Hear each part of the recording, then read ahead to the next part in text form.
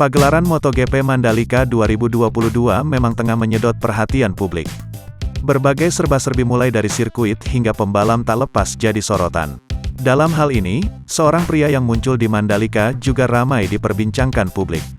Hal ini terlihat dalam video yang diunggah oleh akun Instagram @lambenyinyirofficial. Pada video tersebut, terlihat sosok pria yang mencuri perhatian penonton MotoGP lain.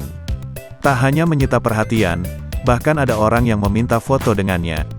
Pria yang mencuri perhatian tersebut adalah sosok yang mirip dengan pembalap legendari Valentino Rossi. Pria tersebut berambut ikal dengan wajah yang sedikit mirip. Tak hanya itu, pria tersebut memakai jaket nomor 46, nomor Valentino Rossi. Pria itu juga mengenakan topi khas pembalap asal Italia, Rossi. Sontak video tersebut banjir komentar warganet.